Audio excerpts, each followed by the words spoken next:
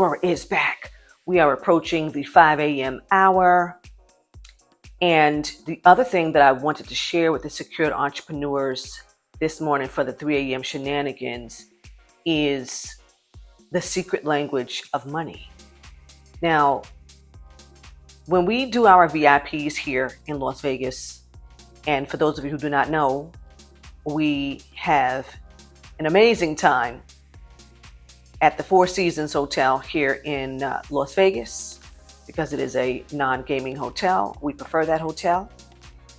When people come into town and they don't want to be down on that end of the strip, they sometimes will come to the Lake Las Vegas area, which is closer to where Miss Aurorah stays. So it works out even better for me. They'll choose a non-gaming hotel. They'll either, they mainly do the Hilton. I prefer the Westin, but they mainly do the Hilton. And we are in the non-gaming hotel and we get into their wealth cycles, restructuring their wealth cycles. We put together their anonymous LLCs, their irrevocable trusts and other contracts. Some of them will need international entities, and we do all that. And we are together. Some of us are together for 2 days. Others of us will be together for one entire day. So we do breakfast, lunch, dinner, and then the second day breakfast, lunch, and sometimes we don't do the dinner because they're going to be leaving Las Vegas. So it just depends. We set it up to accommodate the client. Okay. You can go to AurorahDayConsulting.com and check that out. I'll put some links here and everything like that. And for those of you who do not know, also the next group, Sole Proprietor To CEO program, is happening on August the 1st at 4 p.m. PDT. Okay, that is a Thursday. And if you are ready to become a secured entrepreneur, you're ready to have your LLCs done, you're going to get 2 of those. You're ready to, and they'll be anonymous. Okay, so it's not going to be something that you could just do willy-nilly. And your irrevocable trust, your complete business credit program, 90 days consulting with Miss Aurorah. Okay, you can go down in the description and click the link for that. Now, some of the discussions that we get into is about currency, the metaphysical nature of currency, the spiritual nature of currency. And the way that I explain the spiritual nature of currency, many of the clients are saying, you know, I've never heard that before in my life. Okay, right? Because money is true indeed a spirit. Money is a spirit. And one of the books that I have truly been desiring to get into a group of entrepreneurs and really get into is the secret language of money. But, you know, I need 3 of me. Miss Aurorah, okay? And I have seen 3 of me, okay? Miss Aurorah needs assistance. Somebody who knows how to do all these things, put everybody together, and then Miss Aurorah just shows up, okay? So I'm just trusting the Most High and all of the angels, okay, I'll say that, all of our little helpers to assist me in getting this done.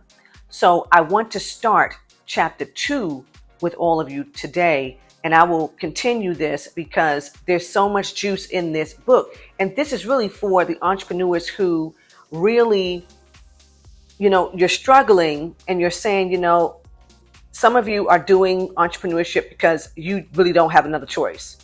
You don't work in corporate America. You're done with corporate America. You tried it.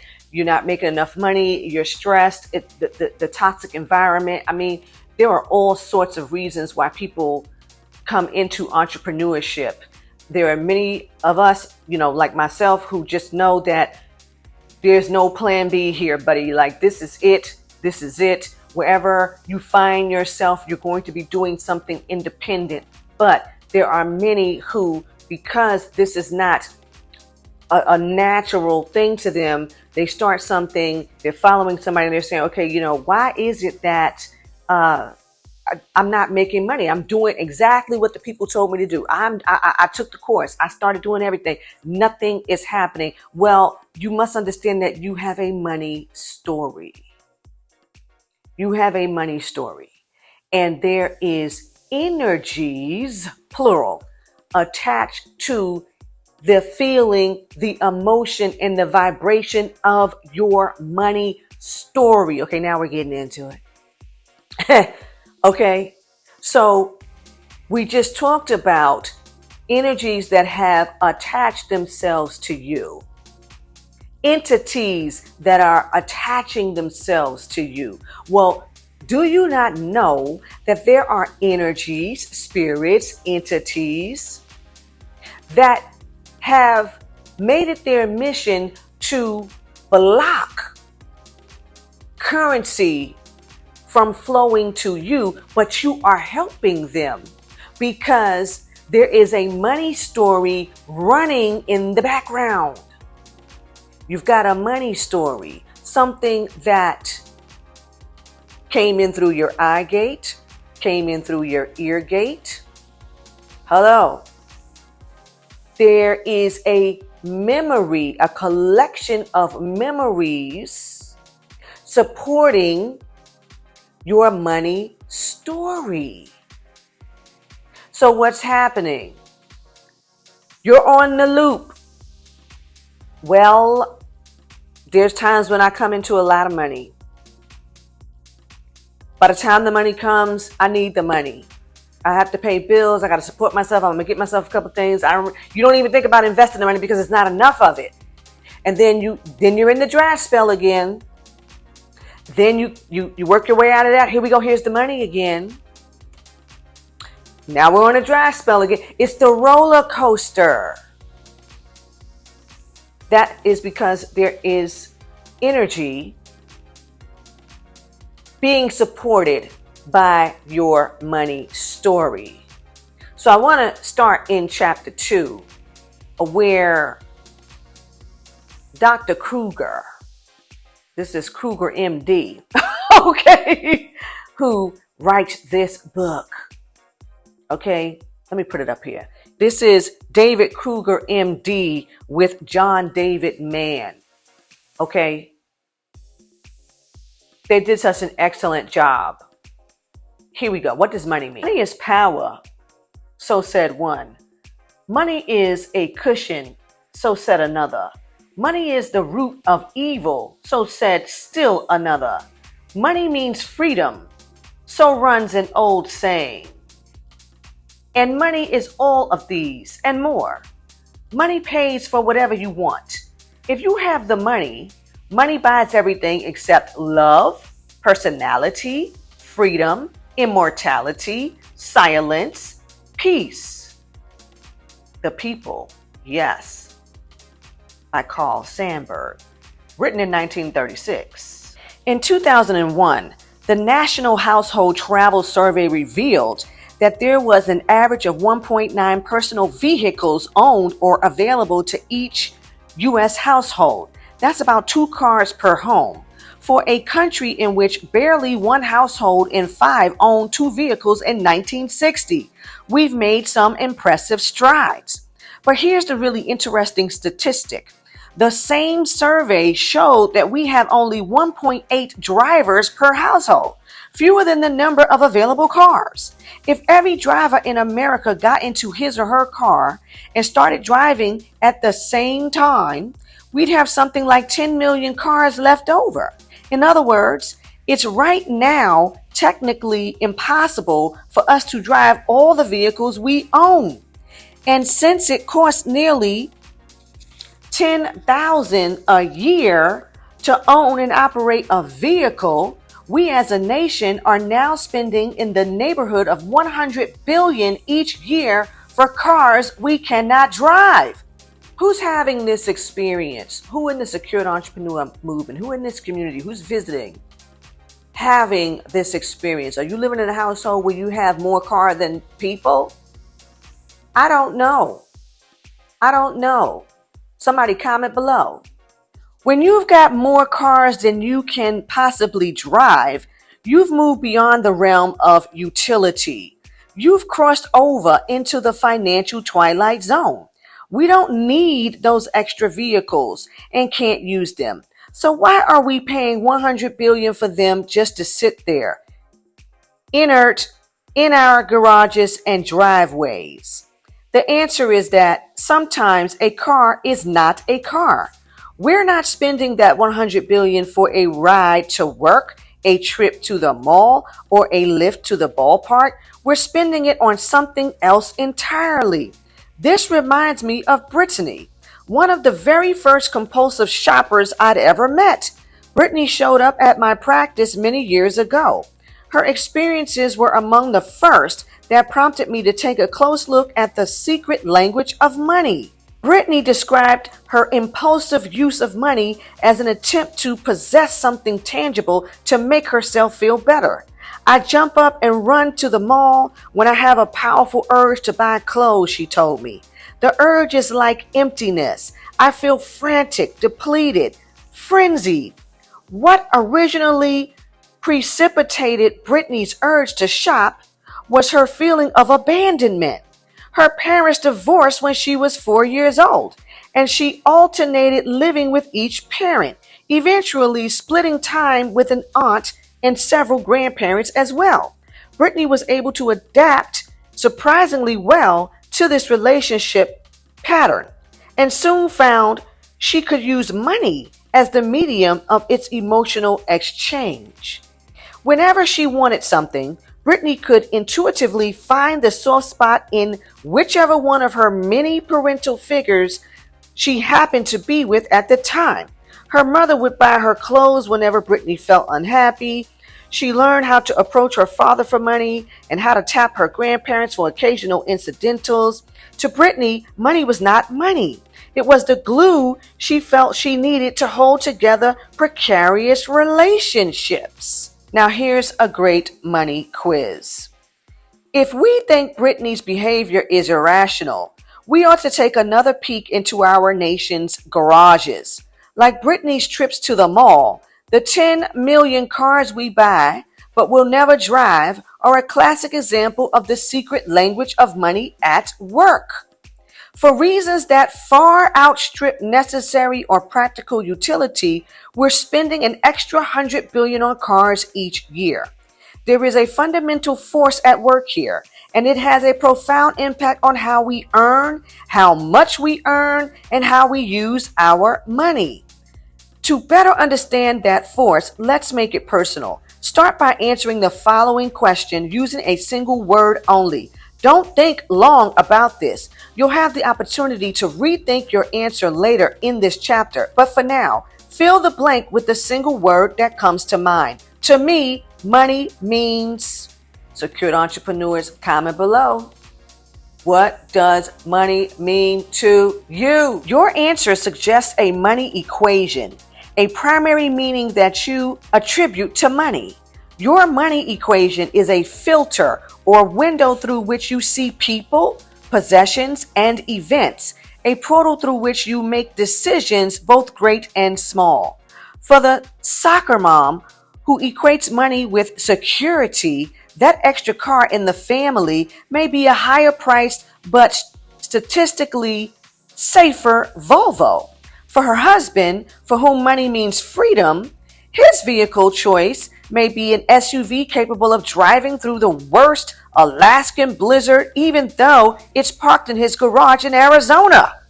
We each have our own unique secret language of money, each based on our own unique money equations. Yet, there are a handful of common meanings, a sort of core cultural vocabulary of money, from which many of us unconsciously draw the principal money themes in the lives we create for ourselves. All right, secured entrepreneurs, here we go. For those of you who feel like money means freedom. Since having money typically increases our range of choice, it's no surprise that for many of us, money comes to mean freedom itself. Limitless wealth, we figure, can free us from pretty much any shackles that threaten and open up our lives to horizons without measure. No more boredom, no more sense of emptiness or feelings of deprivation left over from childhood, no more frustrations or failures. Money is the truth, and the truth shall set us free. Just one lottery win, we think, and I'll be free at last. Oh Lord, that sounds like Sammy. Miss Aurorah has a homeboy named Sammy. Nothing else is going on in his life but a lottery ticket. Okay. to send this video to Sammy because Sammy has dreams. Oh, he gonna win the lottery. I've actually met quite a few people who have told me, I believe that one day I'm gonna win the lottery. I'm just gonna win the lottery. I really am. And they base everything off of what they're gonna do in life when they hit this lottery. Don't matter what's happening today, what the needs are today. It's when I hit the lottery. Very interesting. However, Jack Whitaker would disagree with us. Jack woke up Christmas morning in 2002 to discover that he had won the Powerball lottery to the tune of $314 million. Don't get upset, Sammy. Don't start falling out, Sammy. Jack was wealthy beyond imagination. Over the next few years, Jack's seemingly unlimited wealth and the boundless freedom it brought led to his being drugged and robbed, hounded relentlessly for requests for money, divorced, and vigorously sued and alienated from his friends and family. His granddaughter, whom he delighted in spoiling with a generous allowance, became a drug addict and was found dead of an overdose, wrapped in a tarp and stashed behind a junked van just 2 years after Jack's big win. Now, Secured Entrepreneurs, when Miss Aurorah first read that, you have to know I was not ready for that last part. That was a shocker. The part about the broken relationships with his relatives and the frivolous lawsuits, no surprise. Whenever you are public about what you have relating to tangible assets and things like that, okay? And clearly people were aware of his lottery win. He was money bags to just about everybody, okay? But the granddaughter, clearly the granddaughter was already a drug addict. She was already an addict. So him giving her monies and things like that, really, it just helped her become more of a drug addict and end up where she ended in the situation that she was in. I don't think that had anything to seriously do with Mr. Whitaker, but you can comment below and let Miss Aurorah know your spiritual take on that. However, what I gleaned from the story, because the writer, Mr. Kruger MD, all right, he puts that under money meaning freedom, because to Mr. Whitaker, that's what money meant to him. Now, money means freedom to a lot of people. But what really got me also was that he won the lottery on Christmas morning. So imagine that was the best Christmas ever. Okay, best if he were more together spiritually, right? This person would have had the ability to put boundaries in place with people. Okay, boundaries even with himself, because all of the secured entrepreneurs know that we're about anonymity and security. So we're not the people who are going to be all over social media showing you, the house, the cars, the fancy places that we're going. We're not braggadocious. We're not doing all of that because we already know how easy it is to become a target, right? A majority of these people who win the lottery, they're going to tell everybody. Everybody knows. Everybody knows. Their lifestyle, their lives change instantly. Okay? And they cannot avoid now playing out what is truly within. So we have to get on the spiritual aspect of money playing a role in your life as the spirit of freedom. Now, this country has a history, the world, but I'm going to talk about this country, and I'm going to talk about something that I know. Any person in any type of captivity, physically, you need money to get free. How many of the secured entrepreneurs know that there were many indentured servants? That's all I'm going to say there. Who had to buy their freedom. There were many who were held captive against their total will. The opportunity to get free meant that they had to pay. They had to buy their freedom. If you are in prison today, if you know anybody in prison today,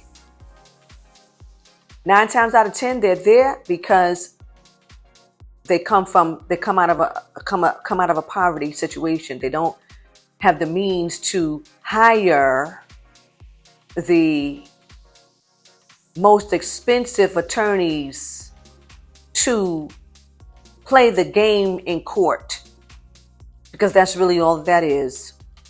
A leveraging of relationships in this game that goes on between the defendant's attorney and the district attorney for the prosecution, all this and the yin yang. If you don't have the monies to play the game, you will not get freedom. Now, when you want it, okay?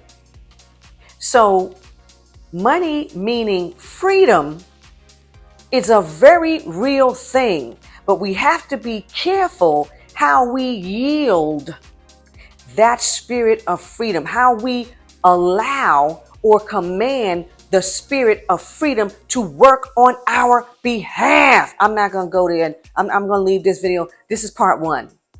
This is part one, because all the secure entrepreneurs know to miss work and get deep with this. Okay. This is going to be part one. And we're going to come with the next one that Dr. Kruger says money means to people. So until then, put in the comments below what money means to you. That was the first money quiz. What does money mean to you? Okay. So you all know you can find me, Miss Aurorah Dey, at AurorahDayConsulting.com. And until next time, ta-ta.